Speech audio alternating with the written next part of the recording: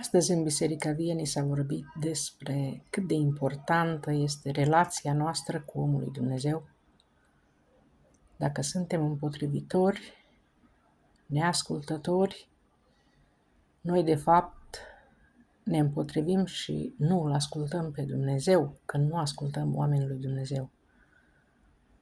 Vedem în Vechiul Testament exemple și nu au fost scrise decât pentru învățătura noastră. Vechiul Testament este o judecată în timpul vieții. Acolo vedem atitudinea lui Core și urmările neascultării lui de omul lui Dumnezeu.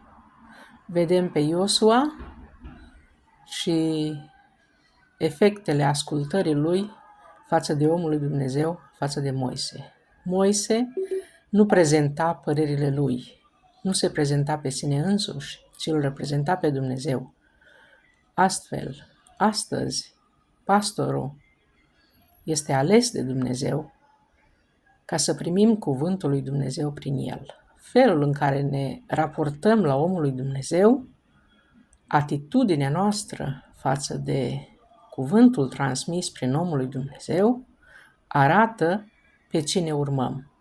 Noi continuăm o lucrare, fie a lui Core, fie a lui Iosua. Dacă noi suntem ascultători față de omul lui Dumnezeu trimis în viața noastră, noi suntem ascultători de Dumnezeu, Dumnezeu este Tatăl nostru și El ne recunoaște ca și fii.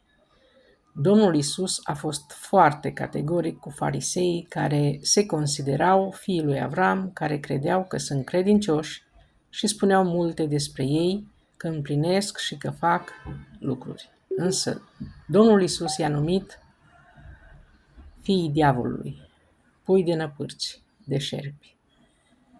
Nu putem să ne jucăm cu cuvântul. Dacă Domnul Iisus a fost atât de radical și de categoric față de ei, vis-a-vis de atitudinea care o aveau față de Avram, pentru că le-a spus că dacă ar fi Avram tatăl lor, ar face faptele lui Avram și ei. Însă ei făceau faptele altuia, pentru că nu împlineau cuvântul și trăiau după părerea proprie, după tradiții, după obiceiuri și nu după cuvânt.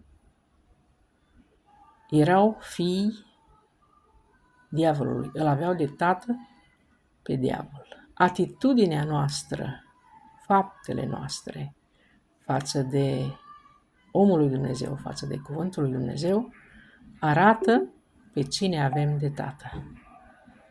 Deci nu putem să avem așteptări până vom trece dincolo ca să vedem ai cui copii suntem.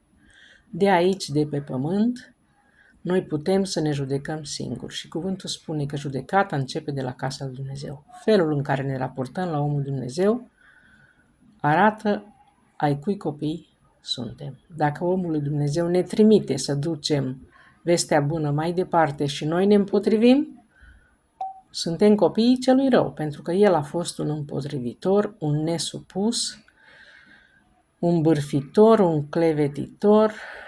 Copiii lui Dumnezeu sunt supuși și ascultători. Smerenia este podoaba casei lui Dumnezeu. Trebuie să rămânem în atitudine de smerenie, de ascultare față de autoritatea din biserică și nu numai, ca să putem să primim har. Harul este prin mântuire și doar așa, fiind ascultători față de omul lui Dumnezeu, noi vom putea să avem faptele credinței și prin credința în Iisus Hristos și prin faptele doveditoare ale credinței noastre vom fi mântuiți. Ca sfârșit al umblării noastre vom avea mântuirea sufletului. Trebuie să vedem de ce duh suntem călăuziți. Omul lui Dumnezeu este omul duhovnicesc, trimis de Dumnezeu să ne caute, trimis de Dumnezeu în viața noastră și noi trebuie să-L ascultăm. Fiți binecuvântați și alegeți să fiți supuși și ascultători pastorului, omului lui Dumnezeu din viața voastră.